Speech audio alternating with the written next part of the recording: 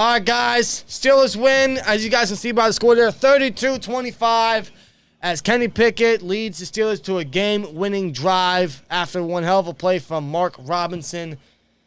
Man, where do we start? I think we got to talk about the quarterbacks. Yeah, honestly, well, running back would also be a great start. But, yeah, let's talk quarterbacks because all three of these guys performed excellent. Yeah. Yes, they did. Yes, Mason Rudolph, maybe, if you had to be picky here, he did make the one play that almost was picked. It wasn't, but could have been. Right. But it's hard to really, for me personally, it's kind of hard to gauge who had the best game because of the playing time. Obviously, Kenny Pickett, I think statistically, may have been, I don't know. Yes, because... well, he had the whole second half. Right, and that's my point. It's a little unfair to say who had the best. Right, especially since Mitch only had 2 series. He only started 2 series all game. He started the game 4 for 7, 63 yards, and 1 touchdown to a wide-open Gunnar Olszewski.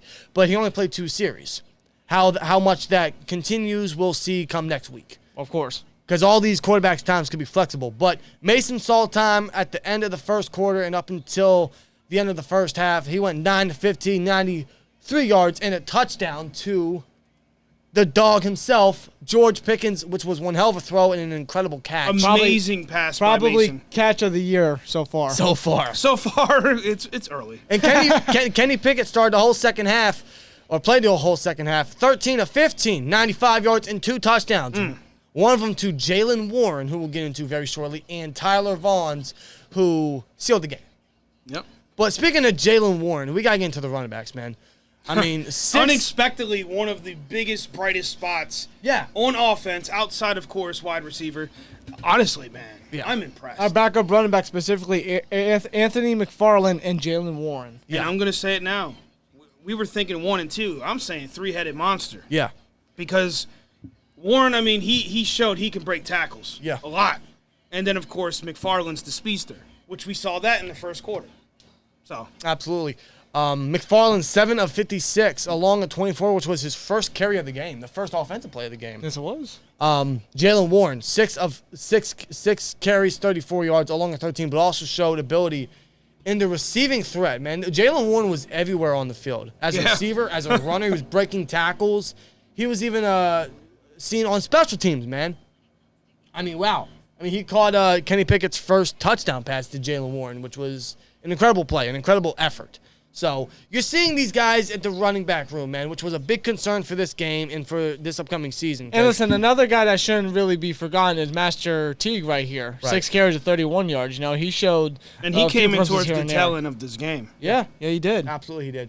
Which is a good thing. You know, you want to see this backfield, the depth guys, step up because it's a concern. It has been the past couple of years. And these are the guys that we've been hearing throughout training camp that have really been opening a lot of eyes to the people at training camp that have really been making the plays. Right. And we saw little glimpses of that tonight, and I'm glad we did. And same thing for the receiving core, man. I mean, the receiving core was so everywhere. George Pickens, we all know what he brought to camp and what we've already seen he's going to bring to the black and gold. I am not shocked. No. To be honest. No one is, but we still marked them. Oh, hell yeah. We still marked out. The thing about by the way, that clip should be up on the channel by the time you guys watch this replay. So, 3 catches, 43 yards, and 1 incredible touchdown, which was at the very back corner of the end zone. Minimal space for him to get that in bounds, but somehow he did. Every time he touches that field, he does something special, and it's always something different, and it goes to show how consistent he's already showing for a rookie. Right. It's impressive. And Gunnar Olszewski was, I believe, our leading receiver with 3 receptions for 47 yards. Including that touchdown where he was wide open in the back of the end zone. And he didn't see time as a returner, which is where I thought he'd see time. Yeah, and that's kind of the theme of today. Yeah. Or tonight, I should say. Is a lot of things we were expecting coming into this game went the opposite in a good way. Yes. You know, players we thought would play in certain areas went the opposite direction. And, you know, hats off to Mike Tomlin. Yeah. Honestly. Big time. So, I'm impressed with a lot of things offensively. Yeah. I mean, Olszewski showed ability in the receiving game, which is going to be a great case for him to make the 53. I know Steven Sims saw most of the punt return or kick return ability. And he had moments. He did. He had a great return. He even had one hell of a jet sweep run. Yeah, for 38 yards right here. I believe it was Pickens' first drive. Of course, Connor Hayward got to see time as a receiver and looked very, very well. How could you forget Hayward? Connor Hayward, man, showing them hands, showing he may be undersized, but, it's not about the size in the dog. It's about another thing to point out with him specifically in this game is they used him in specific areas. Yeah. Certain plays. I didn't really get to see him in the goal line, but again, that's kind of been the theme tonight, is we didn't see these guys in areas we thought we would. Yeah. Right. So. And I even want to give a shout-out to Miles Boykin, who showed ability in special teams as well, but also showed strong hands. So you're seeing how much depth we have in terms of receivers all over the field. Jaylen Warren looked good in the receiving ability. Gunnar Olszewski, Connor Hayward, Miles Boykin, of course, George Pickens, guys like that. There's endless options for targets in the receiving game. In the pass game, it's insane. So when I look at this offense overall, and I guess we can talk about the O-line a little bit, a little shaky to open with Kendrick Green and Dan Moore a little bit. Kendrick Green on those first few drives, specifically the first drive. Yeah. He got mauled a few times, but I can't completely crap on him because he also had some plays where he was controlling the defensive line, and he did his part. And there was even one specific play early in the game where he went to that second level, and that's what you want to see from any of your offensive linemen, especially in, guys trying to stretch the field or even in the running attack. Absolutely, and that's Green's best ability as well. So to see him improve is great, and hopefully we see that throughout preseason. Same thing for Dan Moore. On Mason's first play, he got beat on the edge, and it was a strip sack, which the Steelers recovered. But you saw Dan Moore recovered well, and as preseason goes on, we hope that continues. So this offense overall, I think we can all agree we loved what we saw. Yes. There was improvement. There was creativity. There was flexibility. There was just moving the ball around. So many targets. It was great to see, man. It was refreshing. Absolutely. And most of that is led by, of course, the big question, which was the quarterback room. But I'm pleased with what we saw from all of them. And although this was just the first preseason game, these little small glimpses are very promising. Yes. It lets us know, and we have to point this out, that we have the depth on offense. Defense is another story. Great transition. And it's a great way to transition into that. Defensively tonight, the depth, and I have to keep pointing that out not to confuse people. We understand it is preseason. This isn't what you're going to see in the regular season. I don't know why we have to do that, but apparently we do. Defensively, though, the depth did not look too great tonight. There was a few good plays, especially in that fourth quarter. But yeah. Yeah. I mean, especially like the linebacker room, which during our live reactions watch party we did, of course, there was a ton of discussion about the linebacker room where it's concerning, it's weak, there's lack of effort. There's rarely any speed outside of the two obvious, but the one of them being Bush, I mean, we didn't see much of him. Miles Jack looked great. Miles Jack was definitely the star as far as linebacker goes. We know he's going to make an impact. Yes. Yeah. No doubt about it. The other guys beside him or behind him?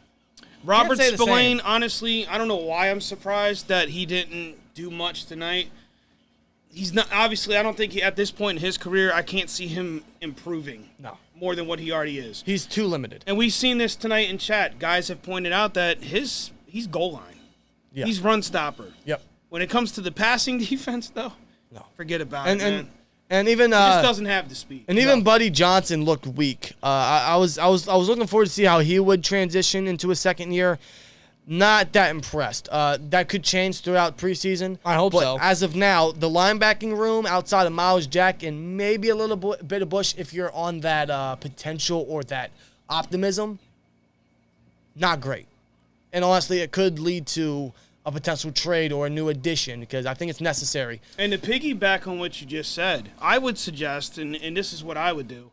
Of course, I'm not Tomlin and company. Right. But I wouldn't be quick to make any trades just yet. I Right. would wait and see what happens in week 2. Yes. And if we still see some issues there, maybe you consider moving some guys around and Right. bringing new guys in. That's what I'm referring to. I'd give Bush a little more time. Oh, especially Bush. I'm more so talking about guys like Spillane. Yeah, right. Like, do we see any improvement in week 2? We don't see any improvement. Okay, well, maybe we need to make some roster moves, especially on defense, because if we go back to last season, and again, I saw this a lot tonight in chat, the run defense sucked, and that's because of injuries last season, which forced a lot of depth players to be in starter roles. Which is still a concern today. Some of those depth guys, they were still very lackluster in the run defense. Right. Defensive line specifically. And again, this is the stuff we want to see early on, and hopefully they adapt and improve throughout preseason. That's what tonight was for.